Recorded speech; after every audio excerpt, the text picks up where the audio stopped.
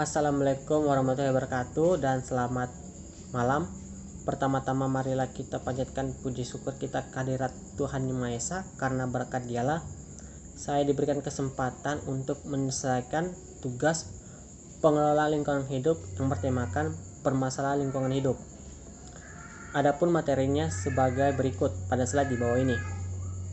Yang pertama, rumusan masalah. Adapun rumusan masalah yaitu pertama, apakah efek rumah kaca dapat mempengaruhi kondisi kehidupan makhluk hidup? Yang kedua, mengapa pemanasan global dapat mempengaruhi kondisi bumi? Yang ketiga, apa saja yang ditimbulkan dari pemanasan global tersebut?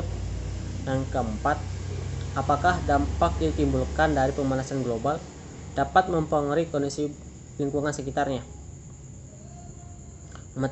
Materi selanjutnya itu adalah efek rumah kaca.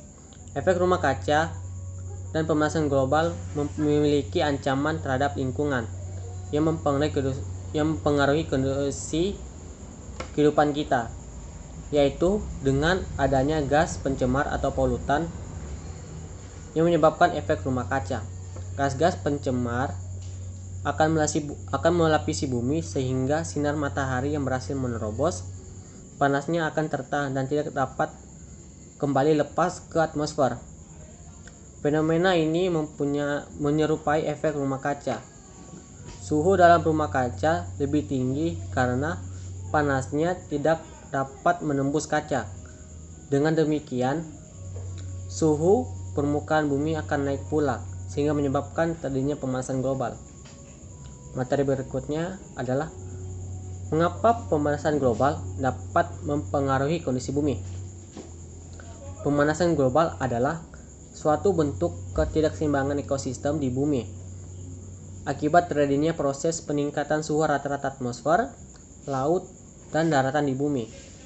Meningkatnya suhu rata-rata permukaan bumi yang terjadi adalah akibat meningkatnya emisi gas rumah kaca seperti karbon dioksida, metana, dinitrooksida, hidrofluorokarbon, dan sebagainya. Pemanasan global diperkirakan telah menyebabkan perubahan-perubahan terhadap ekosistem bumi, antara lain perubahan iklim dengan mencairnya es di kutub selatan ataupun meningkatnya permukaan air laut. Materi yang berikutnya, dampak yang ditimbulkan oleh pemanasan global. Dampak-dampak yang ditimbulkan dari pemanasan global yakni pertama adalah perubahan iklim. Menurut United Nations Framework Convention of Climate Change atau bisa disingkat UNFCCC, menurut mereka perubahan iklim adalah perubahan yang disebabkan oleh aktivitas manusia, baik secara langsung maupun tidak langsung, yang mengubah komposisi atmosfer secara global dan mengakibatkan perubahan variasi iklim yang dapat diamati dan dibandingkan dalam kurun waktu tertentu. 2. Penipisan lapisan ozon. Lapisan ozon adalah lapisan konsentrasi molekul ozon yang terdapat di stratosfer. Ozon adalah senyawa kimia yang terdiri dari 3 atom oksigen atau O3. Sekitar 90% dari ozon yang ada di bumi terdapat di lapisan ozon. Di lapisan atmosfer, ozon dapat mengganggu kesehatan. Namun, ozon juga mempunyai dampak yang sangat baik terhadap makhluk hidup, karena ozon dapat menghalau sinar ultraviolet yang terpancar dari matahari. Yang ketiga, hujan asam. Hujan asam adalah istilah yang secara luas digunakan untuk campuran materi asam nitrit dan asam sulfit, baik secara basah dan kering, dari atmosfer melebihi jumlah normal. Yang keempat, degradasi hutan dan berkurangnya luas hutan. Pengurangan luas hutan tersebut diakibatkan oleh aktivitas manusia mencangkup perladangan berpindah, proyek pembangunan, penjarahan hutan, bencana alam, dan masih banyak lainnya. Dengan terjadinya penisahan hutan, maka resiko akan terjadinya erosi banjir sudah tidak dapat dipungkiri lagi ataupun terelakkan. Dengan demikian juga Berkurangnya air pada musim kemarau semakin meningkat. Yang kelima, penurunan kualitas sumber daya alam. Merosotnya kualitas sumber daya terjadi karena pemanfaatannya yang melampaui kemampuan pulih, atau memang kerusakan sumber daya itu tidak dapat pulih.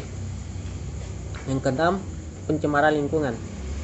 Pencemaran lingkungan merupakan masalah lingkungan yang paling parah.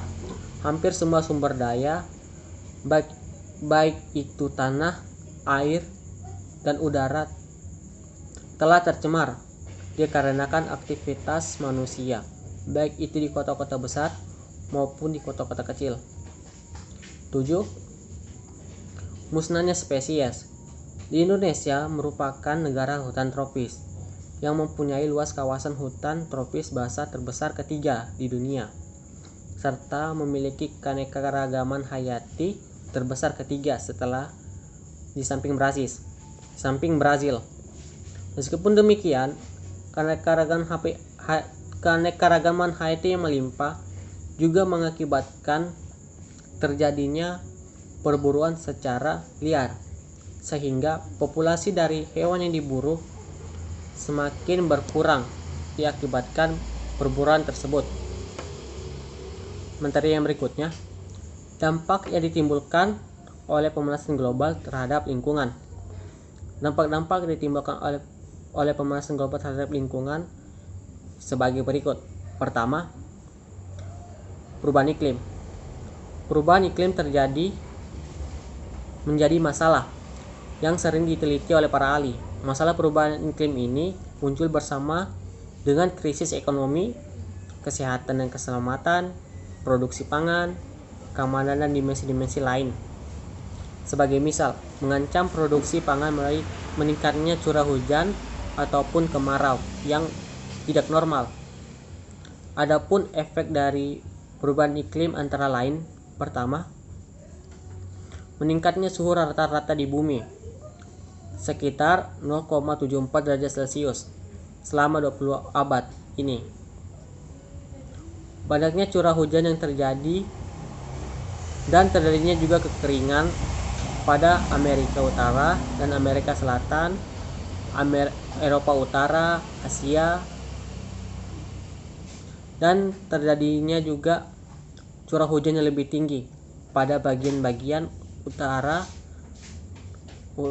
timur utara dan Asia Tengah selama beberapa dekade. Yang keempat, berkurangnya lapisan es pada kutub utara pada musim panas. Yang kedua, penipisan lapisan ozon. Berkurangnya lapisan ozon disebabkan oleh CFC atau klorofluorokarbon yang dihasilkan oleh AC atau lemari es ataupun dari industri-industri energi tersebut. Peristiwa berkurangnya ozon dikarenakan FVC melalui urutan sebagai berikut. CVC terlepas dari sumber dan naik ke stratosfer. Sinar matahari memecah CVC sehingga menjadi atom klorin yang kemudian menjadi penyebab rusaknya lapisan ozon. Dengan rusaknya lapisan ozon berdampak buruk bagi makhluk hidup yang berada di sekitarnya, karena akan langsung terpapar oleh radiasi ultraviolet yang dapat mengganggu kesehatan baik itu manusia maupun hewan-hewan lainnya, dan dapat juga merusak pertumbuhan-tumbuhan. Yang ketiga, hujan asam. Terjadinya hujan asam dapat menimbulkan dampak negatif terhadap lingkungan dan makhluk hidup. Penyebab atau unsur kimia yang membentuk dari hujan asam berasal dari sumber-sumber alami seperti kegiatan vulkanik dan vegetasi yang terurai, maupun yang disebabkan oleh aktivitas manusia yang terutama berasal dari sulfur dioksida dan nitrogen dioksida, berasal dari pembakaran bahan bakar fosil. Unsur-unsur kimia asam yang dapat berupa hujan dan mengandung asam ataupun kabut dapat mempengaruhi kehidupan manusia. Misalnya, kabut dengan kadar asam sulfat bersama dengan udara akan terhisap dan masuk ke dalam saluran pernapasan manusia. Tentu saja hal tersebut dapat membahayakan paru-paru. Ia dapat merusak paru-paru, bahkan juga berdampak pada kulit, yakni menyebabkan luka bakar pada kulit. Hujan asam juga dapat merusak bangunan dan juga dapat merusak benda-benda yang terbuat dari logam dikarenakan berkarat. Yang keempat, degradasi hutan dan berkurangnya luas hutan. Dengan terjadinya penyusutan luas hutan, maka resiko akan terjadinya erosi dan banjir sudah tidak dapat dihindari lagi. Dengan demikian juga, dengan berkurangnya air pada musim kemarau ataupun banjir pada musim hujan. Berikut merupakan hal-hal yang akan terjadi jika degradasi hutan dan berkurangnya luas lahan semakin besar. Yang pertama, kerusakan hutan tropis. Kerusakan disebabkan oleh penjarahan yang dilakukan secara terang-terangan maupun tidak, dan menyebabkan hutan-hutan rusak parah. Di samping penjarahan juga, kerusakan juga diakibatkan karena kebakaran, baik karena faktor alam maupun karena faktor manusia yang tidak bertanggung jawab. Yang kedua, kerusakan hutan bakau. Hutan bakau atau lebih dikenal dengan hutan mangrove adalah hutan yang tumbuh sepanjang daerah pantai ataupun sekitar muara sungai dan sangat dipengaruhi oleh pasang surut air laut. Kerusakan hutan mangrove yang terjadi di Indonesia sebagai akibat tidak diketahuinya nilai pasti dari nilai ekonomi, terutama yang bersumber dari nilai ekologi hutan mangrove. Orang-orang hanya menilai hutan mangrove berdasarkan dari nilai guna langsungnya saja, sehingga banyak komponen ekologi dari hutan mangrove menjadi kurang dan pengelolaannya tidak berlanjut. Yang materi berikutnya, penurunan kualitas sumber daya SDA. Dengan menurunnya kualitas sumber daya alam yang terjadi, sangat memberikan dampak buruk bagi kelangsungan hidup, baik itu manusia maupun makhluk hidup lainnya. Dengan menurunnya kualitas sumber daya alam tersebut, maka menurunnya laju tingkat produksi sumber daya tersebut dan mengakibatkan kebutuhan akan sumber daya alam semakin besar. Di Indonesia terdapat sekitar 7.269.700 hektar tanah yang harus dihijaukan dan 5.830.200 hektar yang harus dihutankan kembali. Kualitas SDA yang juga mengalami kemunduran parah adalah sumber daya air. Di berbagai wilayah, baik air tawar maupun air laut, telah mengalami pencemaran yang merosotkan kualitasnya. Yang selanjutnya, pencemaran lingkungan. Pencemaran lingkungan adalah masuk atau dimasukkannya makhluk hidup, zat, energi, atau komponen lain ke dalam lingkungan, atau berubahnya tatanan lingkungan akibat kegiatan manusia atau proses alam, sehingga kualitas lingkungan turun sampai ke tingkat tertentu yang menyebabkan lingkungan tersebut menjadi tidak berfungsi sebagaimana mestinya. Hampir semua sumber daya rumah yang penting bagi kehidupan manusia, yaitu tanah, air maupun udara, telah tercemar oleh kegiatan manusia, baik itu di kota-kota besar maupun kota-kota kecil.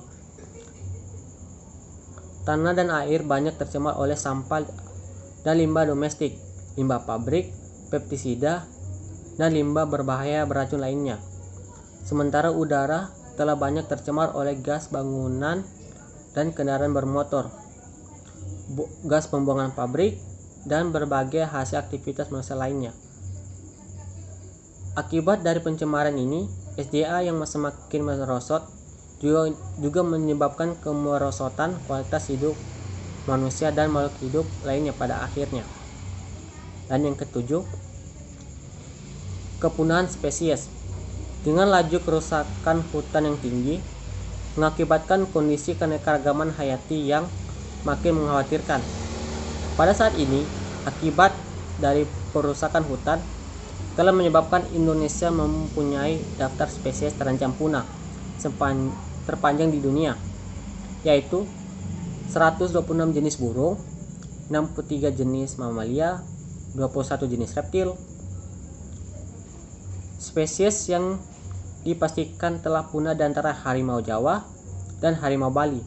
Sementara banteng, penyu laut, burung maleo, burung kakatua, burung cendrawasih terancam punah karena eksploitasi yang besar-besaran dan berlebihan yang dilakukan oleh manusia. Dari kelompok tumbuhan ada 36 spesies kayu terancam punah, misalnya kayu ulin dari Kalimantan Selatan, ada kayu keruing dari Jawa, ada sawo kecik, kayu hitam dari Sulawesi, kayu pandak, pakis haji, pakis hias, anggrek Jawa, dan rotan. Itulah hasil materi saya yang saya bisa sampaikan. Kurang lebihnya mohon dimaafkan. Assalamualaikum warahmatullahi wabarakatuh.